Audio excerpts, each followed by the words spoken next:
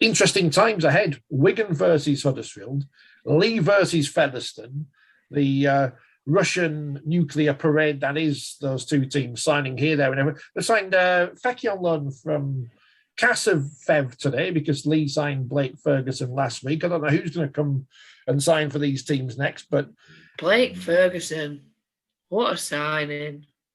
Well, maybe I'm looking forward to catching that one. Maybe he'll be in Super League next season.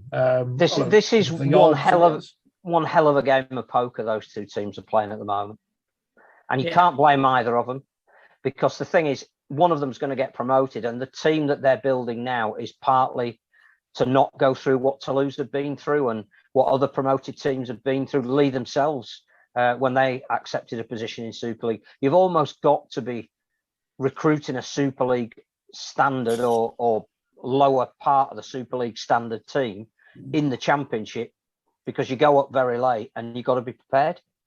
So, well, that does not make it exciting, because for Leigh to sign Blake Ferguson, what was the sales pitch? What is the unique selling point? When we get promoted, we're going to double your salary. Or when you get promoted, this is what's going to. Do you know, like, what have they sold to Blake Ferguson to make him sign for Leigh? Because I think that's more interesting, the backstory of it, rather than.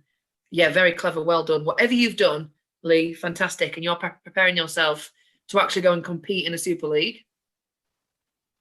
I think they've sold him the idea that he was slightly soiled goods, and that there probably wasn't another competition that was going to pick him up at least for the next 6 months. Needs to rehabilitate. So come over here.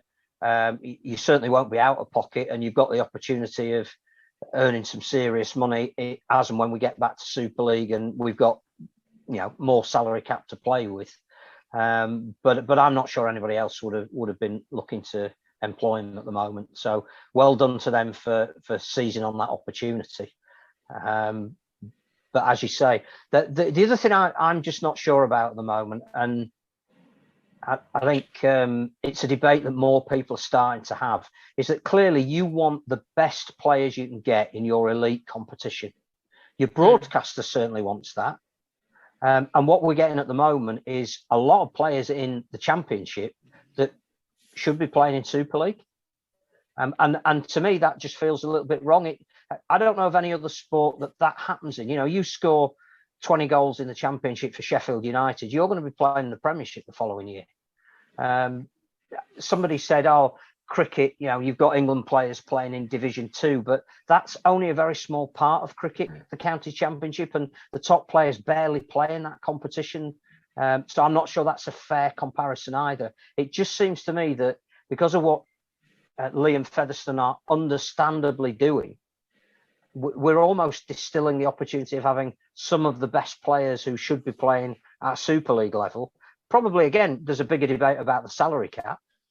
Even at Super League level, should we have one if we want all the best players to play in the best competition?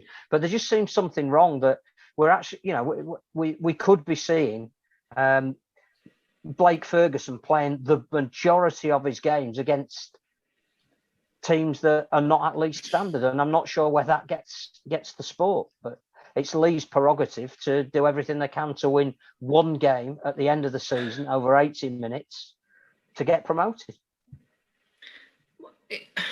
You could say the same about St Helens women signing all the England players. What's their prerogative? What benefit does it have? 15 Saints and England players running out against Wigan or Castleford. I know it's different than the women. I go back to the women's, but their main aim is to win everything. St Helens have got all of the best players and they want to go for the treble again. So same with Leigh. Very well done. Yes, you're going to be playing and you're going to be nilling teams. You're going to be putting big scores against them. But ultimately, your main aim is to win the final game. So, whether right or wrong, whether entertaining or not for the viewing public, they want to win. That's their aim, and they're not going to say, "Oh, wait a minute, the fans might not enjoy that win." Oh, wait a minute, the sport might not need that 80-0. It certainly enhances the 1895 Cup final because we could have two games of very similar quality. Can you imagine? It'd be wicked. It should be a great day. Imagine Mrs. Beaumont handing over the trophy to Mr. Beaumont. It's going to be all exciting.